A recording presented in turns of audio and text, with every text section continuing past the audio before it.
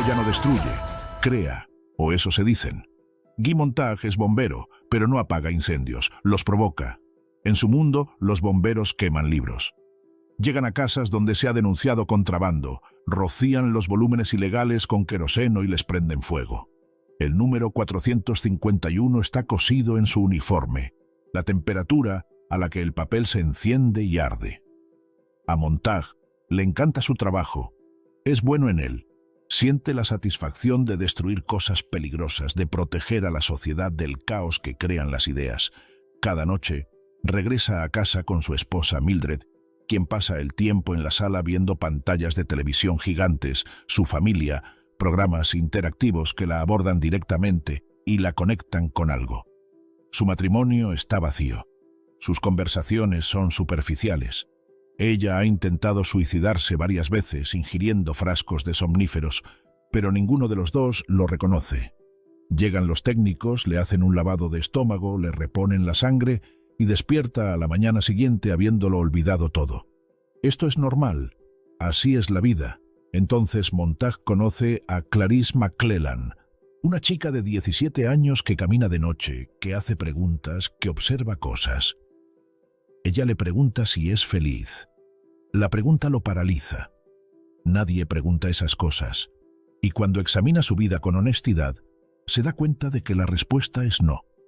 Es profunda y completamente infeliz, y ha estado fingiendo lo contrario durante tanto tiempo que ha olvidado lo que significa la felicidad. Este encuentro lo cambia todo. Montag empieza a robar libros de las casas que debe quemar, los esconde en el conducto de ventilación. Empieza a leerlos a escondidas, intentando comprender qué es tan peligroso que la sociedad los ha prohibido por completo. Lo que descubre no es información peligrosa ni ideas revolucionarias. Lo que descubre es algo mucho más subversivo, profundidad, complejidad, el desafío de abordar pensamientos difíciles que no pueden reducirse a frases ingeniosas y respuestas fáciles. Ray Bradbury publicó Fahrenheit 451 en 1953, en pleno auge del macartismo, cuando Estados Unidos quemaba un tipo de libro diferente, ponía en listas negras a escritores y destruía carreras por creencias políticas. Lo escribió como una advertencia sobre la censura, sobre lo que ocurre cuando la sociedad decide que ciertas ideas son demasiado peligrosas para ser permitidas.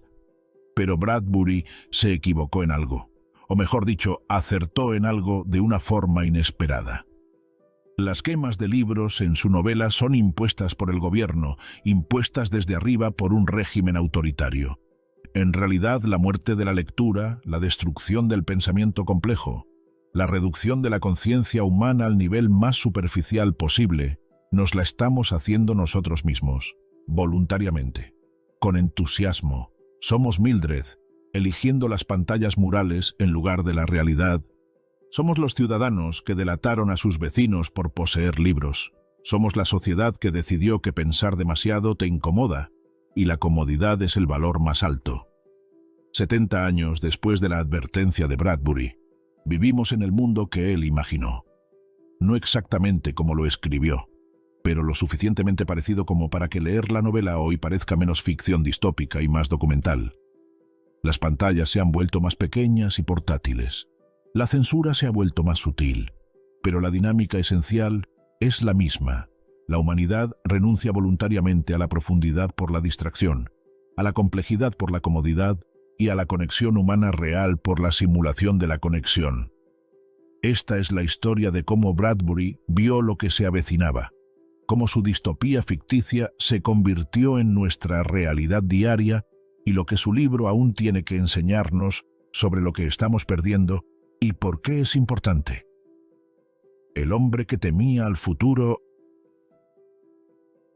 Ray Bradbury nunca aprendió a conducir. Le aterraban los coches, convencido de que eran máquinas de matar que inevitablemente lo matarían.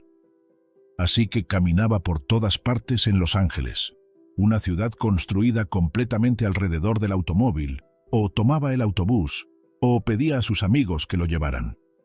Este miedo no era paranoia irracional.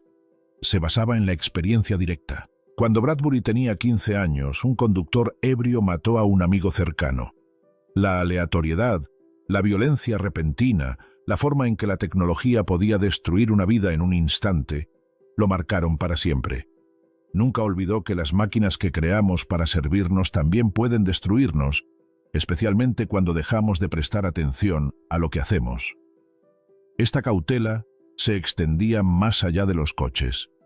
Bradbury vio la llegada de la televisión a los hogares estadounidenses a finales de la década de 1940 y principios de la de 1950, y lo que vio lo perturbó. La gente permanecía absorta, hora tras hora, absorbiendo lo que la pantalla les mostraba. La conversación se detuvo. La lectura disminuyó. Las familias se reunían en la misma habitación, pero ya no hablaban entre sí, absortas en las imágenes parpadeantes. No era un ludita. Amaba la tecnología cuando ampliaba las capacidades humanas. Amaba el radioteatro porque requería imaginación. Amaba el cine por su arte. Pero la televisión era diferente, era pasiva. No exigía nada del espectador salvo la disposición a sentarse y absorber. Y la gente parecía ansiosa, incluso agradecida, de prestarle atención. El otro gran temor de Bradbury era la censura.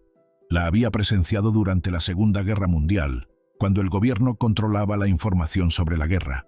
La vio intensificarse a finales de la década de 1940 y principios de la de 1950, con la consolidación del macartismo.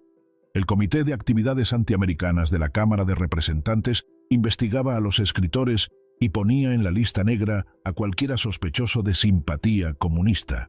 Se retiraban libros de las bibliotecas, se reescribían los guiones para eliminar cualquier elemento controvertido. Se obligaba a los artistas a testificar contra colegas o perder sus carreras. El ambiente era sofocante. No se podían decir ciertas cosas, no se podían explorar ciertas ideas, ciertamente no se podía criticar a Estados Unidos ni al capitalismo, ni sugerir que tal vez nuestro sistema tuviera fallas. El gobierno no quemaba libros físicamente, pero sí los destruía económicamente, asegurándose de que ciertas ideas no llegaran al público. Pero lo que más perturbaba a Bradbury que la censura gubernamental era algo más sutil. La gente se censuraba a sí misma. Los editores rechazaban manuscritos controvertidos, incluso antes de que el gobierno los notara. Los escritores evitaban temas difíciles. El público se alejaba del arte desafiante en favor de un entretenimiento que no exigía nada. Esta renuncia voluntaria a la libertad intelectual parecía más peligrosa que cualquier cosa que un gobierno pudiera imponer. Al menos con la censura gubernamental. Se podía identificar al enemigo y resistir abiertamente. Pero, ¿cómo resistir cuando la gente elige su propio encarcelamiento intelectual? El sótano de la biblioteca.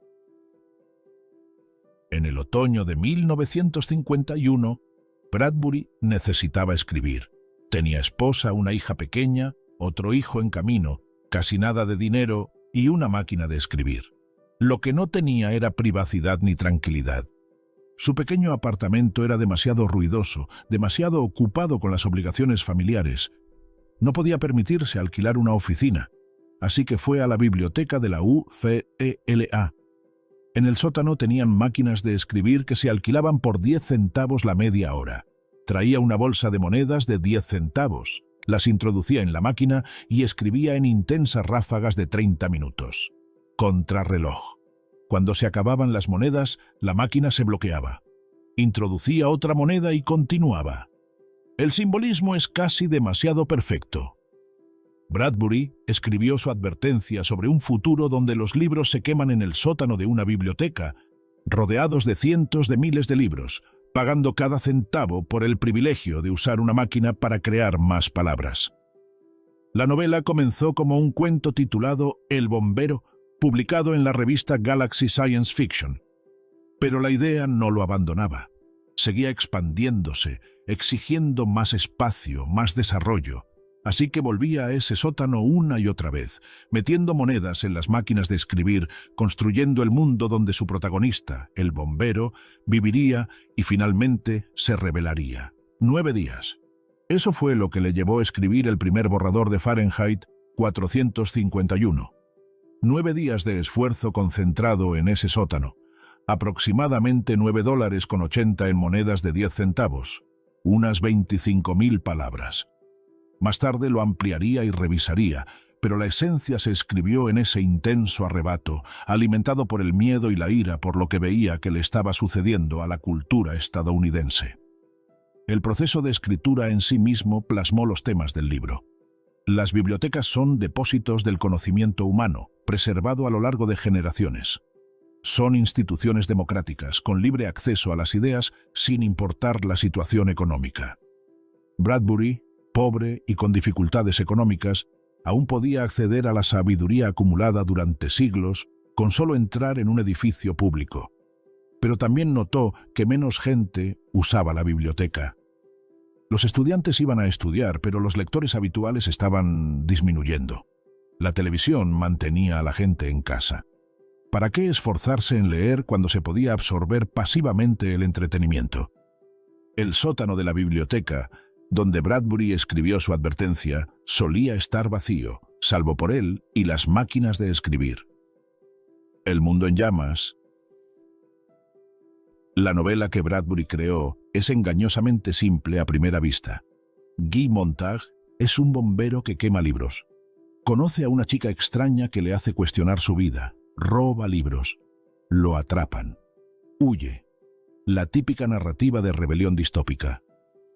Pero el mundo que Bradbury construyó en torno a esta historia es donde reside la genialidad. No le interesaba explicar cómo la sociedad llegó a ser así. No hay una historia de origen, ni una revolución política que prohibiera libros, ni una toma de poder autoritaria. El mundo de Fahrenheit 451 simplemente existe y se va reconstruyendo su funcionamiento a través de fragmentos, de lo que dicen y no dicen los personajes, de las suposiciones que hacen. Los libros son ilegales, pero no porque el gobierno los prohibiera inicialmente. Se volvieron ilegales porque la gente dejó de quererlos. Los libros te hacen pensar. Pensar te incomoda. La incomodidad te hace infeliz. La sociedad, en su búsqueda de la felicidad para todos, eliminó gradualmente todo lo que pudiera causar incomodidad. Primero, ciertos libros se volvieron polémicos. Ofendieron a algún grupo. Las editoriales, queriendo evitar la controversia, dejaron de imprimirlos. Luego, más libros fueron objeto de críticas.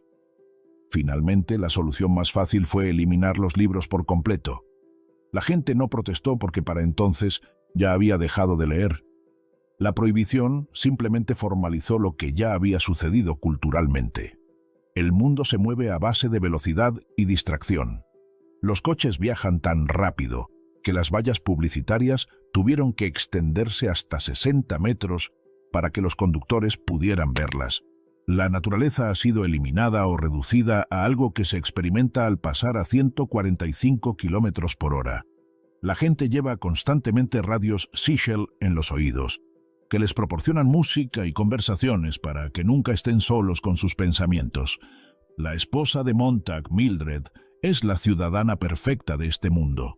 Pasa días enteros en la sala, una habitación con 3 pantallas de televisión gigantes que pronto serán 4 cuando puedan permitírselo. Los programas son interactivos, con guiones escritos con espacios en blanco donde el público puede decir sus líneas, creando la ilusión de participación. Mildred llama a las personas que aparecen en las pantallas su familia y se siente más unida a ellas que a su propio esposo. Ha intentado suicidarse varias veces, tragándose frascos enteros de somníferos, pero no recuerda haberlo hecho. Los técnicos acuden con máquinas que bombean su estómago y reponen su sangre. Es tan común que ni siquiera son médicos, solo técnicos con equipo especializado. Le dicen a Montag que atienden 9 o 10 casos así cada noche. Es normal. Es el precio de la búsqueda de la felicidad. El brillante horror del mundo de Bradbury reside en que nadie está visiblemente oprimido. No hay campos de concentración, ni ejecuciones públicas, ni tiranía evidente. La gente tiene lo que quiere: entretenimiento constante, sin decisiones difíciles, sin exposición a ideas que puedan perturbarla. Han alcanzado una especie de felicidad, es simplemente una felicidad indistinguible de la muerte. El sabueso mecánico. En el mundo de Bradbury, el gobierno cuenta con una herramienta para encontrar rebeldes. El sabueso mecánico.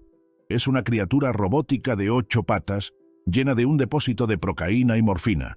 Puede rastrear a cualquiera mediante un complejo sistema de sensores que identifica a los individuos por su composición química única. Una vez que encuentra a su objetivo, lo inyecta con su depósito, paralizándolo o matándolo. El perro aparece al principio de la novela, y Montag se siente perturbado por él. Parece observarlo. Gruñe cuando está cerca. Otros bomberos ignoran sus preocupaciones, pero Montag sabe que algo anda mal.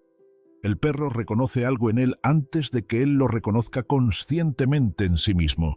Ya es diferente, ya se cuestiona, ya se encamina hacia la rebelión. El sabueso mecánico es el elemento más abiertamente de ciencia ficción de Bradbury, pero también el más profético. No porque hayamos construido perros robot que cazan disidentes, aunque se están desarrollando armas autónomas, sino porque Bradbury comprendió algo fundamental sobre la tecnología y el control.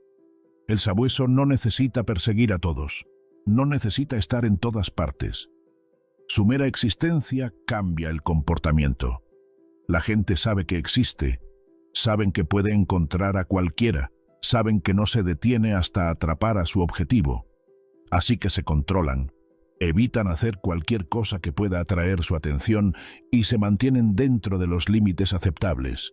Esto es vigilancia con fines disuasorios. La aplicación efectiva de la ley importa menos que saber que es posible. No es necesario vigilar a todos si todos saben que podrían serlo. No es necesario castigar a todos si el castigo por incumplir la normativa es rápido y seguro. Montag finalmente se convierte en el objetivo del perro. Tras matar a su capitán de bomberos y darse a la fuga, el perro es liberado para rastrearlo. Toda la cacería se transmite por televisión. El reality show definitivo. Todas las pantallas de la ciudad muestran el rostro de Montag. La persecución del perro, la inevitable conclusión. Excepto que Montag escapa. Llega al río y se deja llevar por la corriente lejos de la ciudad.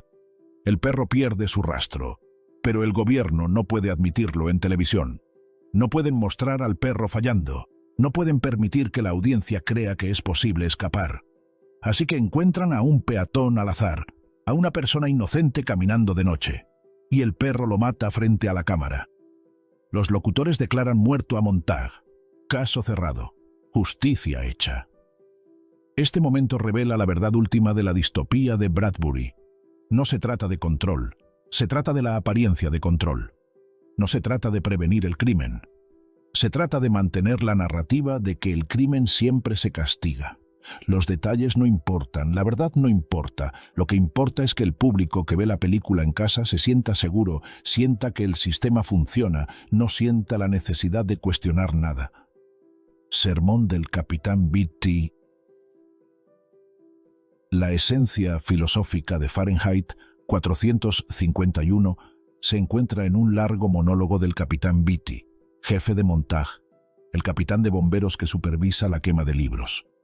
Beatty es el personaje más complejo de la novela, quien comprende exactamente qué se ha perdido y por qué tuvo que perderse. Conoce los libros, los cita constantemente, extrae referencias de la literatura y la filosofía con facilidad. Es evidente que ha leído mucho, probablemente aún lee en secreto, pero también es el más ferviente defensor de quemarlos. Esta contradicción lo hace aterrador. No es un ejecutor ignorante, es un verdadero creyente que entiende lo que está destruyendo y cree que debe destruirse. Beatty le explica la historia a Montag. Comenzó de forma inocente. La tecnología lo aceleró todo, la vida se aceleró. La gente tenía menos tiempo para leer. Los libros se condensaron, se redujeron a resúmenes, luego a resúmenes de 15 minutos, luego a columnas sensacionalistas de 2 minutos. Los clásicos se reescribieron como obras de radio y luego se acortaron aún más. Simultáneamente, la población se volvió más diversa. Cada libro ofendía a alguien. Las minorías no querían ser retratadas negativamente. La mayoría no quería sentirse culpable. Todos los grupos tenían susceptibilidades, quejas legítimas sobre cómo se les representaba. Las editoriales intentaban evitar la controversia eliminando cualquier cosa potencialmente ofensiva. Con el tiempo los libros se diluyeron tanto, se despojaron tanto de cualquier cosa que pudiera perturbar a alguien, que dejaron de significar nada. Y en ese momento, ¿para qué conservarlos? Ya estaban muertos. Quemarlos era simplemente hacerlo oficial. El argumento de Beatty es seductor porque es parcialmente cierto. Cada aspecto de su historia tiene cierta validez. La vida se aceleró, los medios se condensaron, la gente se volvió más sensible a las representaciones ofensivas. La sociedad multicultural creó nuevas complicaciones en torno a la representación, pero su conclusión es monstruosa. En lugar de sortear estas complicaciones, en lugar de emprender la difícil labor de representar la diversidad humana con honestidad, la solución fue la eliminación. En lugar de lidiar con la incomodidad que conlleva encontrarse con diferentes perspectivas, la solución fue eliminar todas las perspectivas, excepto el contenido más superficial e inofensivo. Beatty le dedica su monólogo a Montag tras descubrir que ha estado robando libros, pero no lo arresta de inmediato. En cambio, habla, explica e intenta que Montag vuelva al redil. Quiere que Montag entienda por qué hay que quemar libros, que esté de acuerdo y que vuelva a ser un buen bombero voluntariamente. Esto es más insidioso que la simple imposición. A Beatty no le interesa la obediencia forzada. Quiere una creencia genuina. Quiere que Montag acepte que los libros son peligrosos, que las ideas son dañinas, que el camino a la felicidad requiere simplificación intelectual. La conversación termina con Beatty prácticamente retando a Montag a que lo queme. Montag lo hace usando el lanzallamas para matar a su capitán, pero incluso en la muerte, Beatty logra una especie de victoria. Se ha sacrificado por la causa, pero más que eso ha obligado a Montag a convertirse en lo que temía ser: un asesino, alguien que usa la violencia para resolver problemas, alguien que quema. La mujer que eligió las llamas. Antes del enfrentamiento final de Montag con Beatty, hay otra escena que permanece en la memoria del lector mucho después de terminar el libro. Los bomberos reciben una llamada sobre una mujer con una biblioteca oculta. Llegan a su casa y encuentran habitaciones llenas de libros, miles de ellos acumulados durante años. Procedimiento estándar: sacar al ocupante, rociar los libros con queroseno y prenderle fuego. Pero la mujer se niega a irse. Permanece entre sus libros mientras los bomberos se preparan para quemarlo todo. La amenazan, intentan obligarla a salir, le dicen que morirá. No se mueve. Montag intenta convencerla. No entiende por qué alguien moriría por los libros. Son solo papel, solo palabras. No se les puede tomar tan en serio como para morir por ellos. Pero la mujer comprende algo que Montag apenas empieza a comprender. Hay cosas por las que vale la pena morir, ideas que importan más que la supervivencia, principios que definen lo que significa ser humano. Cita a Hugh Latimer, obispo del siglo XVI quemado en la hoguera por herejía. Hoy encenderemos, por la gracia de Dios, en Inglaterra una vela que confío que nunca se apagará. Entonces enciende una cerilla ella misma, prefiriendo arder con sus libros en lugar de vivir sin ellos. Esta escena marca el punto de inflexión moral de la novela. Hasta entonces, Montag se creía que quemar libros era un trabajo, nada personal, solo mantener el orden social. La decisión de la mujer lo obliga a afrontar lo que realmente está haciendo. No está quemando objetos peligrosos, está destruyendo ideas, está destruyendo el conocimiento y la sabiduría humanos acumulados. Está participando en el asesinato de la conciencia misma. La mujer atormenta a Montag después. No puede dejar de pensar en ella, en por qué alguien elegiría la muerte en lugar de un mundo sin libros. Mildred permanece impasible. La mujer estaba enferma, perturbada, se tomaba las cosas demasiado en serio. Está mejor muerta.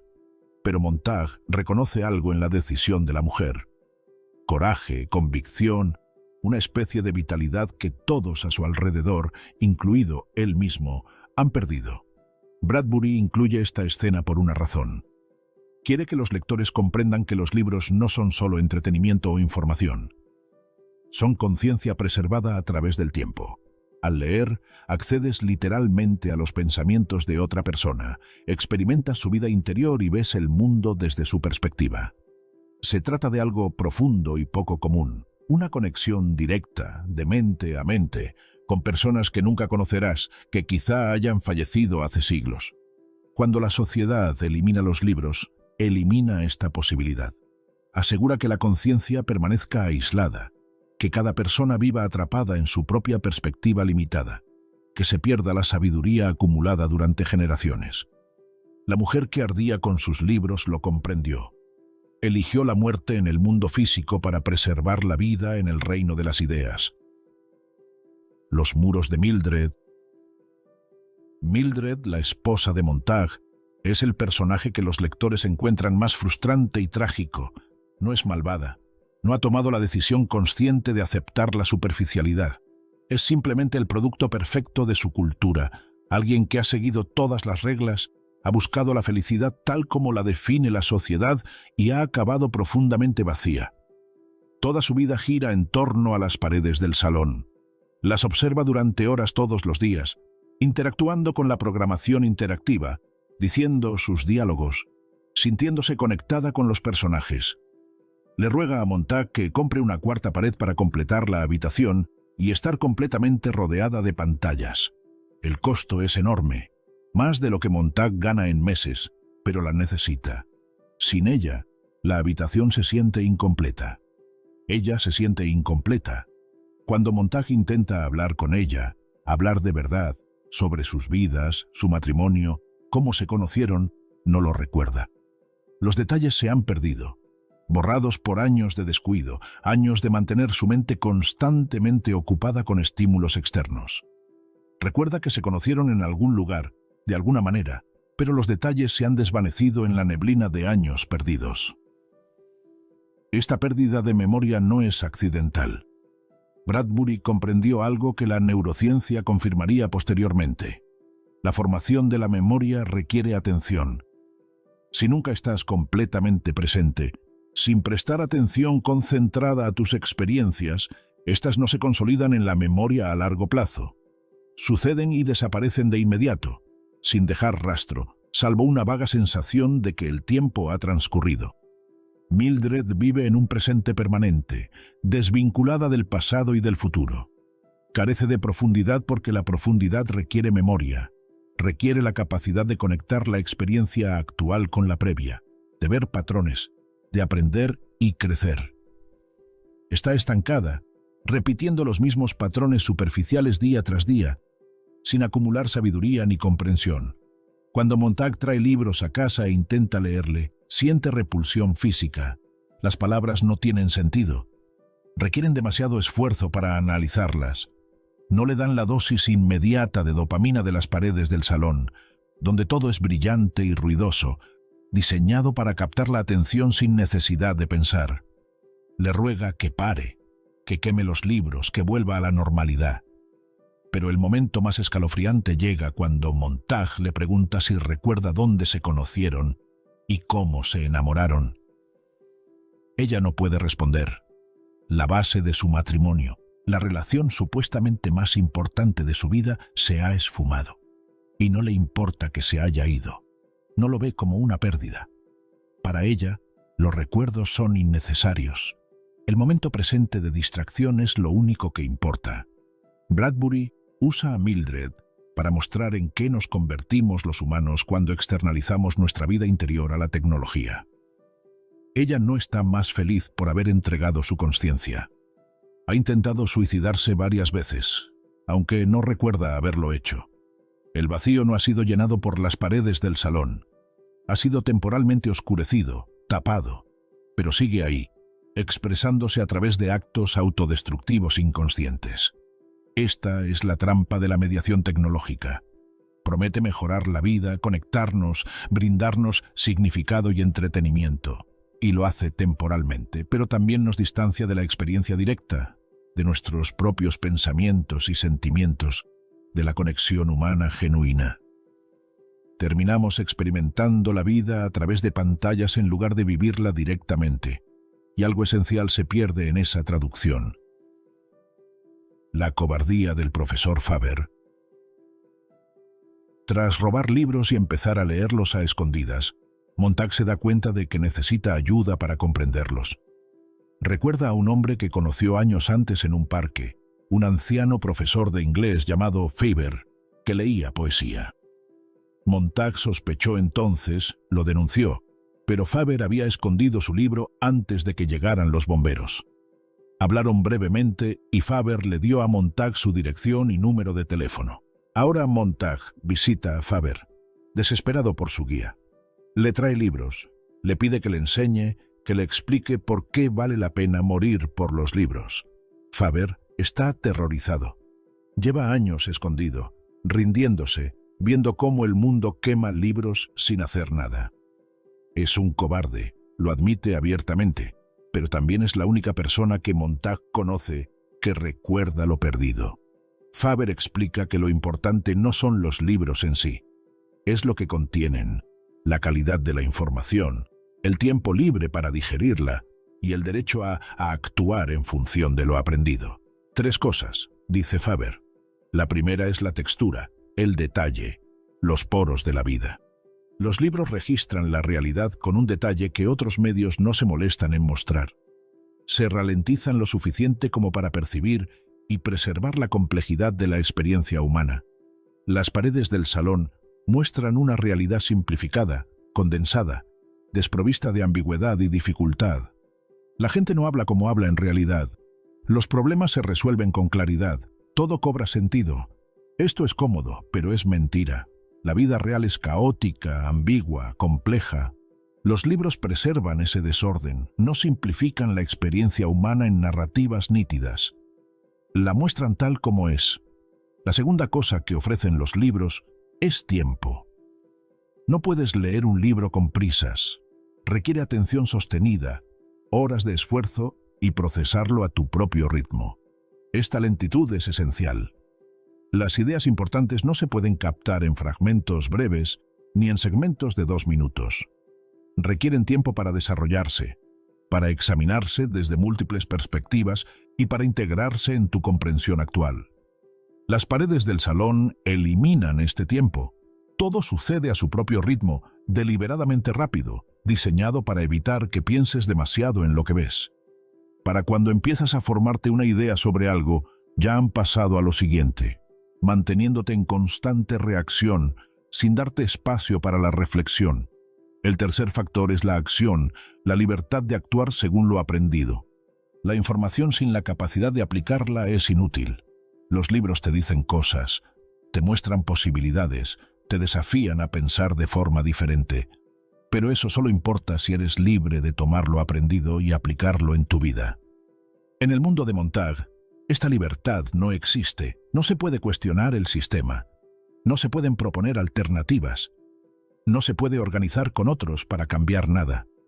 La información que ofrecen los libros se vuelve peligrosa precisamente porque podría inspirar la acción. Podría hacer que la gente se dé cuenta de que las cosas podrían ser diferentes. Faber acepta ayudar a Montag, pero insiste en hacerlo en secreto. Le da un dispositivo, un pequeño receptor de radio que se coloca en el oído, a través del cual Faber puede hablar con él desde un lugar seguro. Lo guiará, le dará información y lo ayudará a comprender lo que lee, pero no se arriesgará abiertamente. Tiene demasiado miedo. Está demasiado dañado por años de ver cómo se destruía todo lo que apreciaba sin hacer nada. Esta cobardía hace a Faber profundamente humano. No es un héroe. Es alguien que reconoció lo que estaba sucediendo, comprendió que estaba mal y no hizo nada porque actuar requería una valentía que no poseía. Ha pasado años viviendo con ese fracaso, con la certeza de que podría haberse resistido y decidió no hacerlo. Ahora intenta redimirse ayudando a Montag, pero solo de la manera más segura posible. Bradbury incluye a Faber para mostrar cómo funcionan realmente las distopías. No es que todos apoyen el sistema con entusiasmo. Mucha gente reconoce los problemas, pero reconocerlos no genera automáticamente resistencia. La mayoría, ante la disyuntiva entre la comodidad y la valentía, elige la comodidad. Se dicen a sí mismos que resistirán más tarde, cuando sea el momento adecuado, cuando sean más fuertes, cuando el coste sea menor. El después nunca llega. La ciudad de las pantallas. La ciudad de Fahrenheit 451 nunca se nombra ni se describe con gran detalle, pero Bradbury nos ofrece suficientes fragmentos para reconstruir su esencia.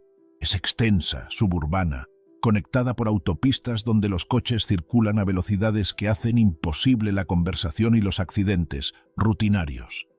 La naturaleza ha sido prácticamente eliminada, sustituida por entornos artificiales. Todos vivimos en casas similares. Trabajamos en empleos que requieren un mínimo de reflexión. Pasamos nuestro tiempo libre consumiendo entretenimiento diseñado para evitar la reflexión. Las paredes del salón están en todas las casas. La radio suena constantemente. El silencio se evita a toda costa porque el silencio crea espacio para la reflexión, y la reflexión puede generar incomodidad. La ciudad se mueve a base de velocidad y consumo.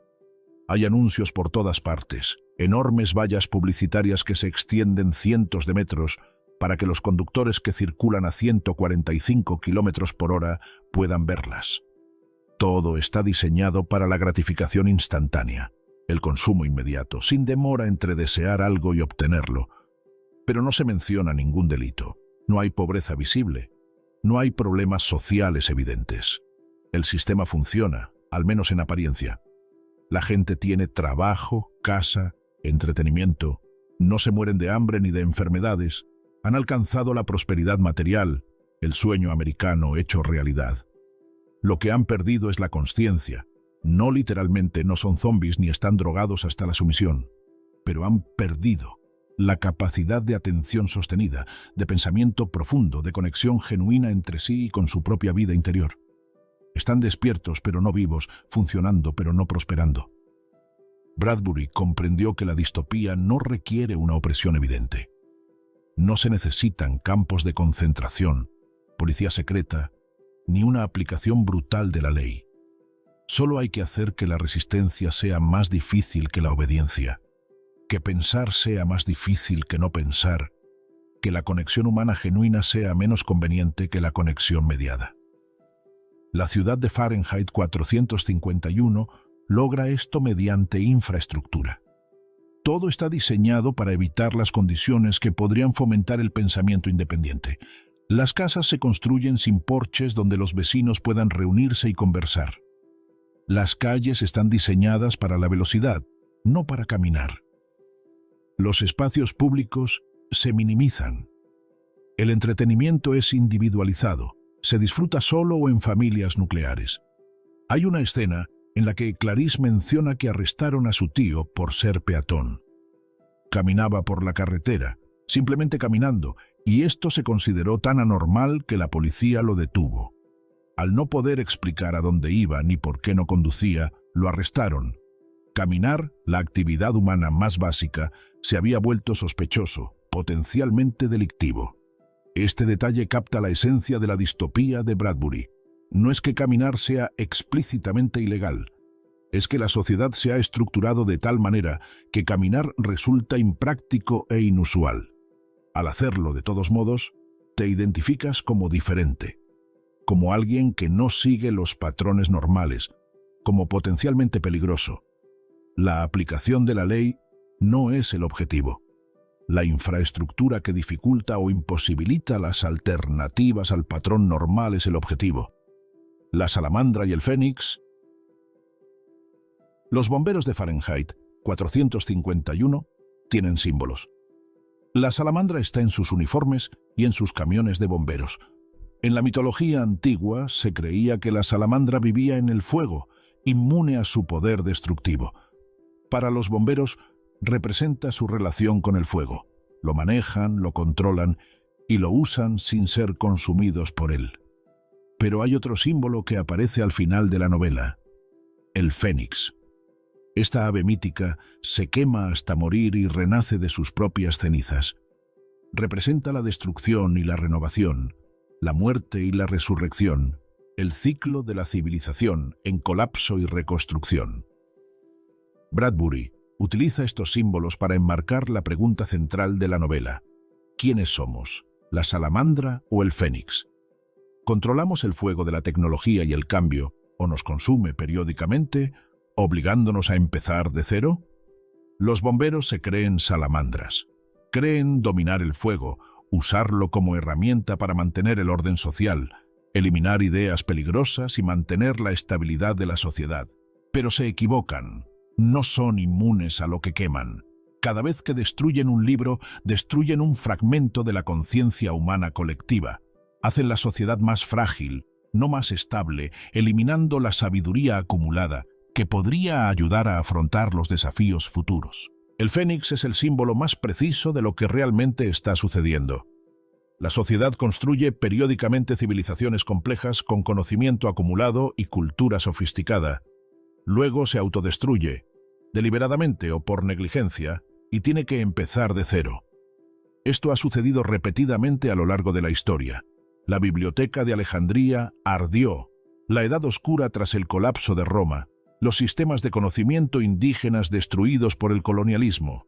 Cada incendio representa una pérdida masiva de comprensión humana que tarda generaciones en reconstruirse, si es que se reconstruye. El profesor Faber de Montague menciona explícitamente al Fénix casi al final de la novela. Dice que la humanidad es el Fénix que se quema a sí misma cada generación, olvidando la lección y volviéndola a hacer. Pero quizá esta vez, si recuerdan lo perdido, si preservan algún conocimiento mediante la quema, puedan romper el ciclo.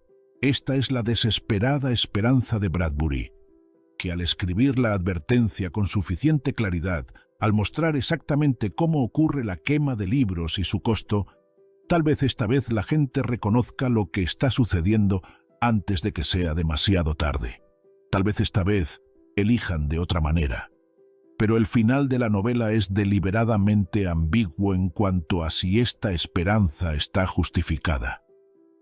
La economía de la atención. Lo más inquietante de releer hoy Fahrenheit 451 no es la precisión de las predicciones de Bradbury, es su excesivo optimismo. Imaginó un gobierno que prohibía los libros, que imponía la simplificación intelectual mediante bomberos y sabuesos mecánicos. En realidad, hemos logrado el mismo fin sin intervención gubernamental. Lo hemos logrado nosotros mismos, voluntariamente, con entusiasmo. Considere las paredes del salón, el televisor de 3 paredes de Mildred, que quiere ampliar a 4, rodeándose completamente de pantallas. Esto parecía una exageración absurda en 1953. Hoy, observe cualquier espacio público. Todos miran las pantallas. Las llevamos en los bolsillos. Dormimos con ellas junto a la cama. Mucha gente revisa sus teléfonos a los pocos minutos de despertar, antes de haber recuperado la consciencia por completo. Hemos logrado algo aún más totalizador de lo que Bradbury imaginó. Las paredes de su sala eran fijas. Había que estar en la sala para acceder a ellas. Nuestras pantallas nos siguen a todas partes. Nos acompañan constantemente. En restaurantes, baños, camas, paseos, coches. Hemos instalado voluntariamente dispositivos de vigilancia que rastrean nuestra ubicación, nuestras conversaciones, nuestros intereses, nuestras relaciones, y hemos pagado por el privilegio. El contenido de estas pantallas funciona exactamente como las paredes del salón de Bradbury. Está diseñado para captar la atención y retenerla, para evitar que nos concentremos en algo desafiante o difícil. Los algoritmos de las redes sociales nos ofrecen contenido optimizado para la interacción, es decir, contenido que desencadena respuestas emocionales, que nos enoja, nos asusta o nos llena de orgullo tribal, no contenido que nos hace reflexionar. Las plataformas de video reproducen automáticamente el siguiente video, eliminando la interrupción natural que podría hacerte desconectar. Los sistemas de notificaciones interrumpen constantemente, impidiendo que te concentres por tiempo prolongado. El diseño de la interfaz utiliza todos los trucos psicológicos disponibles para mantenerte navegando, mirando, consumiendo, sin estar nunca del todo satisfecho, pero sin poder parar. Hemos construido toda una economía en torno a la extracción de atención. Las empresas compiten por capturar y monetizar la conciencia humana. Las corporaciones más valiosas del mundo son comerciantes de atención, plataformas que venden acceso a la atención humana a los anunciantes. Nosotros somos el producto. Nuestra conciencia es lo que se cosecha y se vende. El resultado es exactamente lo que Bradbury predijo. Disminución de la capacidad de atención, desaparición de la capacidad para el pensamiento sostenido, preferencia por contenido simplificado sobre ideas complejas. Los estudios muestran un descenso en el nivel promedio de lectura. El periodismo de largo alcance atraviesa dificultades económicas, mientras que el clickbait prospera. Las ventas de libros han disminuido, excepto en las categorías que prometen respuestas fáciles o satisfacción emocional. Esto no es casual. Es el resultado lógico de construir un ecosistema de información optimizado para la interacción en lugar de la comprensión, para la propagación viral en lugar de la profundidad, para la respuesta emocional inmediata en lugar de la reflexión sostenida. Hemos creado el entorno perfecto para eliminar el pensamiento complejo sin quemar un solo libro. La radio Seashell. Mildred usa constantemente radio Seashell en sus oídos. Pequeños dispositivos que le transmiten música y conversación, asegurándose de que nunca esté sola con sus pensamientos, nunca experimente el silencio, nunca tenga que enfrentarse al vacío de su vida interior. Bradbury concibió esto como una película de terror distópico. Hoy simplemente se llaman auriculares, camina por cualquier ciudad y observa cuánta gente los usa. No solo en sus desplazamientos o al hacer ejercicio, sino constantemente en el supermercado, caminando por la calle, sentados en los parques. El mundo se ha convertido en el fondo de cualquier sonido que suene en sus oídos. Las industrias de los podcasts y los audiolibros han experimentado un auge. Los servicios de streaming de música crean listas de reproducción infinitas. Siempre hay algo que escuchar. Contenido que fluye constantemente hacia tus oídos, eliminando el silencio, eliminando el espacio donde los pensamientos podrían surgir espontáneamente. Esto no es intrínsecamente malo. El contenido de audio puede ser enriquecedor, educativo y significativo. Pero el patrón que Bradbury identificó es real. El uso constante de la estimulación auditiva para evitar la vida interior, para escapar de la incomodidad de estar solo consigo mismo.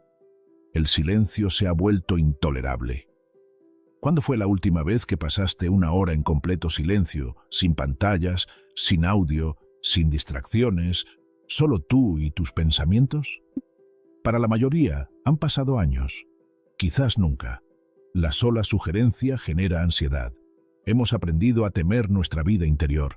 Cualquier cosa que surja en silencio, cualquier pensamiento o sentimiento que aflore, no queremos encontrarlo. Es mejor mantener la música encendida, mantener la mente ocupada con contenido externo, nunca arriesgarnos a descubrir lo que realmente pensamos o sentimos sobre nuestras vidas. Bradbury comprendió que la consciencia requiere espacio. Las ideas no se forman en momentos de estimulación constante. La comprensión no se desarrolla al recibir contenido inagotable. Estas cosas requieren silencio, aburrimiento, tiempo sin estructura donde la mente pueda divagar y hacer conexiones inesperadas. Hemos eliminado estas condiciones de nuestras vidas. Cada momento de aburrimiento potencial está lleno de contenido. Esperando en la fila, revisando el teléfono, atascado en el tráfico, escuchando un podcast. ¿No puedes dormir? Ve videos hasta perder el conocimiento. Le hemos declarado la guerra al vacío, sin reconocer que es donde surge la creatividad, donde emerge el pensamiento genuino, donde te encuentras contigo mismo. El resultado es una población que ha consumido enormes cantidades de contenido, pero ha desarrollado muy poca comprensión, que conoce muchos hechos, pero posee poca sabiduría, que está constantemente conectada a la información, pero desconectada de su propia mente. La simplificación voluntaria. La explicación de Batty sobre cómo murieron los libros se está desarrollando en tiempo real, no por censura gubernamental ni por decretos autoritarios, sino por las decisiones voluntarias de quienes han decidido que el pensamiento complejo es demasiado incómodo. Analicemos el discurso académico. Los académicos solían escribir obras densas y desafiantes, esperando que los lectores se esforzaran por comprenderlas. Ahora existe una enorme presión para simplificar, hacer todo accesible, eliminar la jerga y el vocabulario especializado. El objetivo no es elevar la alfabetización general para que pueda manejar ideas complejas. Es reducir las ideas complejas a lo que la alfabetización general puede manejar sin esfuerzo. Analicemos el discurso político. Se han eliminado los matices. Todo se reduce a señales tribales, a narrativas simplificadas que confirman lo que ya cree el bando. La posibilidad de sostener ideas contradictorias simultáneamente, de reconocer la validez de perspectivas opuestas, de admitir la incertidumbre, se ha vuelto políticamente imposible. ¿Estás con nosotros o contra nosotros? La complejidad es traición. Observemos el periodismo. Las investigaciones prolongadas han dado paso a las opiniones controvertidas. El análisis minucioso ha sido reemplazado por el comentario reactivo. El modelo de negocio prioriza la rapidez sobre la precisión, la respuesta emocional sobre la calidad de la información.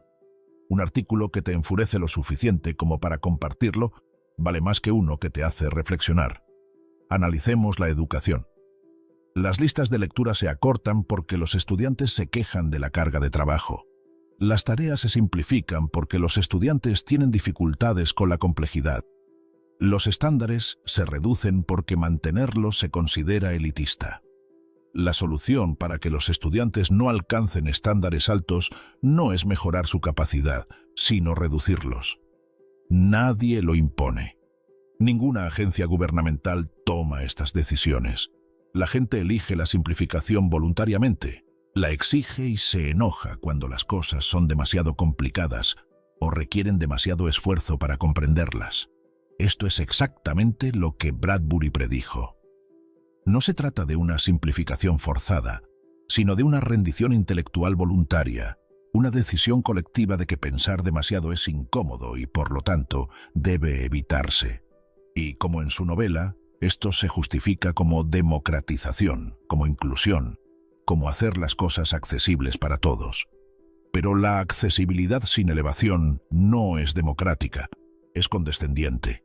Supone que las personas no pueden manejar la complejidad, en lugar de ayudarlas a desarrollar las habilidades necesarias para manejarla.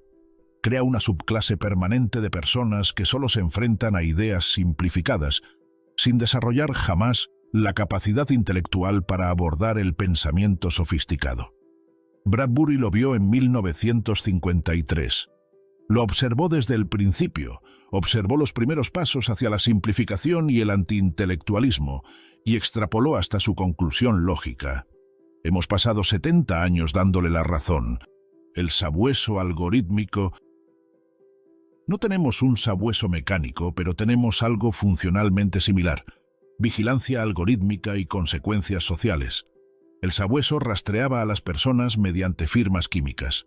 Nuestros algoritmos nos rastrean mediante firmas digitales, cada clic, cada búsqueda, cada publicación, cada mensaje, creando perfiles detallados de quiénes somos y qué pensamos. Estos datos se utilizan principalmente para publicidad, pero cada vez más para fines de control social. Di algo controvertido en redes sociales y enfrenta consecuencias inmediatas, no necesariamente del gobierno, sino de empleadores que monitorean tu presencia en línea, de grupos que se organizan para castigar las malas prácticas y de plataformas que suspenden o bloquean cuentas que violan las normas comunitarias en constante cambio. El efecto es el mismo que el del sabueso de Bradbury. La gente se autocontrola. No es necesario castigar a todos si el castigo es rápido y lo suficientemente público como para que todos sepan el precio de salirse de la línea. La mayoría de la gente se mantendrá dentro de los límites, evitará decir nada controvertido y actuará según las creencias que se requieran en ese momento. La diferencia radica en que nuestro sistema es más sofisticado. No prohíbe ideas directamente, simplemente dificulta su búsqueda, hace que ciertas ideas sean menos visibles y menos propensas a difundirse. Los algoritmos determinan qué contenido se promociona. El shadow banning hace que las publicaciones sean invisibles sin avisarte de que lo son. Los resultados de búsqueda pueden manipularse para favorecer ciertas perspectivas sobre otras. Esto crea lo que parece diversidad de opiniones, pero en realidad limita el discurso aceptable. Sí, técnicamente puedes decir lo que quieras, Pero si decirlo implica que tu publicación no será vista, que tu cuenta podría ser suspendida, que tu empleador podría despedirte o que tus amigos podrían distanciarse, entonces la libertad técnica carece de sentido. Las consecuencias sociales y económicas proporcionan suficiente control sin necesidad de censura explícita. Hemos construido un sistema donde el perro está en todas partes y en ninguna, incrustado en la infraestructura, en las plataformas que usamos a diario, en las normas sociales impuestas por la dinámica de las multitudes. Siempre te vigilan, siempre te juzgan, siempre corres el riesgo de convertirte en el objetivo. Así que cuidas lo que dices, cuidas lo que piensas y quizás con el tiempo dejes de pensar cosas que podrían meterte en problemas si las expresas accidentalmente. Esto es más sofisticado que cualquier cosa que Bradbury imaginara. Su distopía requería bomberos y perros mecánicos, mecanismos de control visibles. La nuestra se basa en algoritmos y presión social, mecanismos invisibles que se perciben como naturales, como libertad, aunque restringen el pensamiento con mayor eficacia que cualquier sistema autoritario. El agujero de la memoria. Una de las conclusiones más inquietantes de Montag es que la historia está desapareciendo. No solo la historia de los libros, sino la memoria viva. Nadie recuerda cómo llegó a este punto. No pueden recordar una época anterior a las paredes de la sala, antes de que se prohibieran los libros, antes de que la vida funcionara de otra manera. El pasado ha sido eliminado, dejando solo el presente eterno.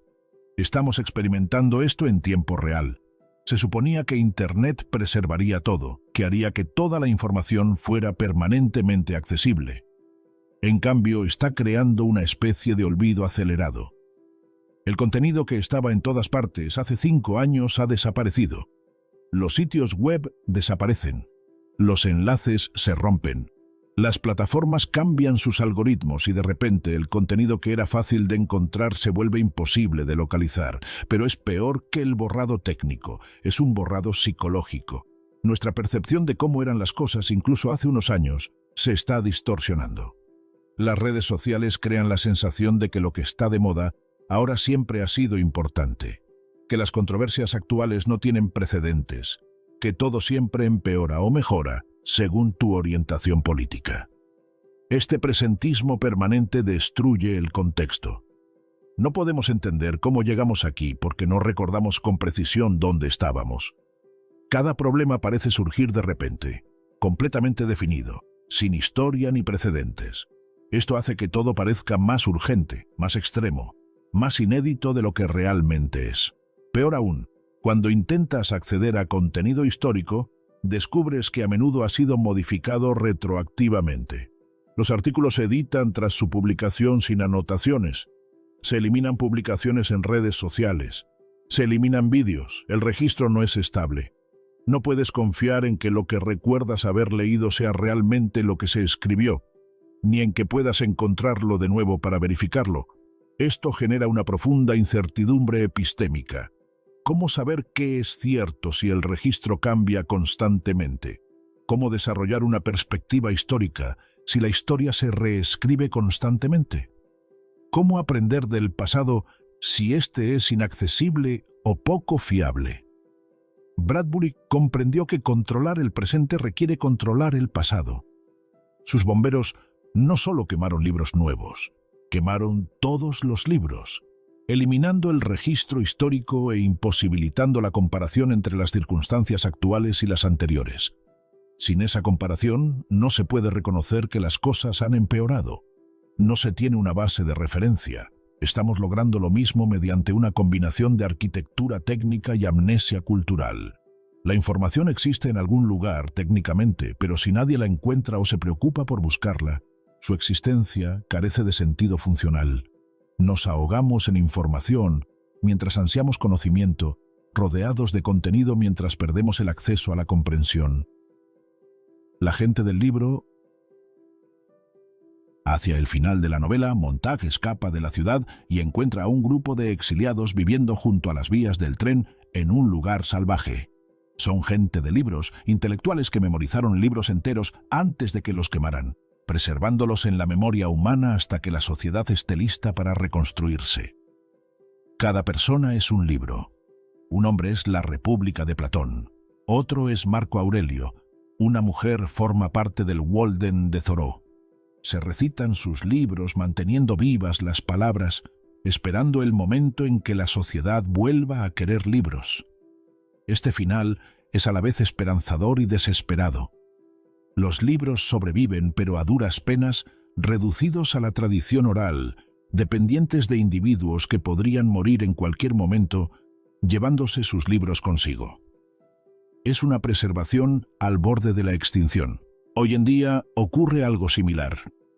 A medida que la cultura dominante se simplifica y el pensamiento complejo pierde valor, se forman pequeñas comunidades para preservarlo. No viven en el desierto memorizando libros, sino que crean espacios donde aún se puede leer en profundidad, donde se pueden debatir ideas complejas, donde la vida intelectual continúa. Estas comunidades son mayoritariamente en línea e, irónicamente, utilizan la misma tecnología que ha contribuido al declive intelectual. Pequeños foros, servidores de Discord, boletines de Substack, redes de podcast, donde la gente aún intenta reflexionar con detenimiento, aún lidia con ideas complejas, aún lee libros y los discute seriamente. Pero, al igual que la gente del libro de Bradbury, estas comunidades son marginales, están amenazadas y son potencialmente temporales. Existen en los vacíos, en los espacios que aún no han sido completamente colonizados por la economía de la atención. Son esfuerzos de preservación que mantienen vivas tradiciones de pensamiento y discurso que la corriente dominante ha abandonado. La pregunta es si son suficientes. ¿Podrán estas comunidades dispersas preservar el pensamiento complejo durante la era oscura que predijo Bradbury? ¿Podrán mantener las prácticas y el conocimiento necesarios para reconstruirse cuando la sociedad finalmente reconozca lo perdido? ¿O simplemente están prolongando lo inevitable, retrasando la extinción una o dos generaciones? Bradbury no responde a esto en la novela. Su final es deliberadamente ambiguo. La ciudad es destruida por las bombas mientras Montag observa desde el desierto. La civilización se ha derrumbado, pero el pueblo del libro sobrevive. Ayudarán a reconstruir. ¿Pero reconstruir en qué? ¿Cometerá la nueva civilización los mismos errores? ¿Volverá a prohibir los libros? ¿Recordará la lección lo suficiente como para romper el ciclo? El fénix arde y resucita, pero resurge con más sabiduría o simplemente vuelve a arder después, atrapado en el eterno retorno. La elección que enfrentamos... Bradbury escribió Fahrenheit 451 como advertencia. Esto es lo que sucede cuando la sociedad prioriza la comodidad sobre la verdad, el entretenimiento sobre la iluminación, la simplicidad sobre la complejidad. Esto es lo que se pierde al abandonar los libros, al eliminar las condiciones que fomentan la reflexión profunda, al elegir la distracción sobre la conciencia. 70 años después, vivimos en su distopía. No es exactamente como la escribió, pero se acerca lo suficiente como para que las diferencias sean principalmente superficiales. No hemos prohibido los libros oficialmente, simplemente los hemos vuelto irrelevantes, hemos eliminado las condiciones culturales que producen lectores serios, y hemos creado un entorno donde la atención sostenida es casi imposible. Las pantallas se han vuelto más pequeñas y numerosas. La vigilancia se ha vuelto más sutil y exhaustiva. La censura opera mediante algoritmos y presión social en lugar de bomberos. Pero la dinámica esencial es la misma. La humanidad renuncia voluntariamente a la profundidad por la distracción, a la complejidad por la comodidad, a la conciencia por la conveniencia. Esto no es inevitable. Nada en nuestra tecnología exige este resultado. Las mismas herramientas que fragmentan la atención podrían usarse para potenciarla. Las mismas plataformas que difunden desinformación podrían difundir conocimiento. Los mismos algoritmos que educan a los adictos. Estas son decisiones, no destinos, pero ahora mismo estamos tomando las decisiones equivocadas. No por malicia, sino por el peso acumulado de decisiones individuales, cada una con sentido por sí sola, pero que en conjunto crean el mundo contra el que Bradbury advirtió. Cada vez que eliges pasar el rato en lugar de leer, estás tomando esa decisión. Cada vez que usas tu teléfono en lugar de quedarte con sentimientos difíciles, estás tomando esa decisión. Cada vez que consumes contenido sin reflexionar sobre él, estás tomando esa decisión. Ninguna de estas decisiones individuales parece significativa. Esa es la trampa. Cada una parece inofensiva, reversible, insignificante, pero se acumulan. Si las practicas con frecuencia, se convierten en hábitos. Los hábitos se convierten en carácter. El carácter se convierte en destino. Y colectivamente, millones de personas que toman decisiones similares crean cultura, crean el mundo que todos habitamos. Bradbury lo comprendió. Su distopía no surge de un solo momento dramático. Se acumula gradualmente mediante innumerables pequeñas rendiciones, cada una apenas perceptible, hasta que un día despiertas y te das cuenta de que vives en un mundo donde se queman libros y a nadie le importa. Estamos en ese proceso ahora. No al final, todavía no. Pero ya hemos superado el principio. La dirección está clara, la trayectoria es obvia. A menos que algo cambie, completaremos el viaje que trazó Bradbury. La pregunta no es si su distopía se aproxima. Ya está aquí. La pregunta es si la reconocemos con la suficiente claridad como para dar marcha atrás, si aún tenemos la capacidad de reflexionar con ahínco y dedicación para comprender nuestra situación e imaginar alternativas. Fahrenheit 451 es una prueba. Si puedes leerlo y reconocer tu propia vida en las pantallas de Mildred, la atención fragmentada de Montag y la simplificación voluntaria de Beatty, entonces quizás haya esperanza. El reconocimiento es el primer paso hacia el cambio. Pero si la lees como una novela distópica más contenido para consumir y olvidar, solo entretenimiento que no te exige nada, entonces la profecía de Bradbury se cumple. Vives en su distopía tan completamente que ya no puedes verla. El libro arde porque a nadie le importa lo suficiente como para salvarlo. Ese es el verdadero horror que Bradbury identificó. No la destrucción forzada, sino el abandono voluntario. No la censura, sino la indiferencia. No la muerte de los libros, sino la muerte del deseo de leerlos. Estamos eligiendo esto. Cada día, de mil maneras pequeñas, lo estamos eligiendo. Y podemos elegir de otra manera. Eso es lo que significa, en última instancia, la advertencia de Bradbury. Esto no es el destino, es una elección. Mientras seamos capaces de reconocer lo que estamos perdiendo, podremos elegir conservarlo. La pregunta es si lo haremos. Tenemos los mejores programas para que tus días ya no sean tan iguales.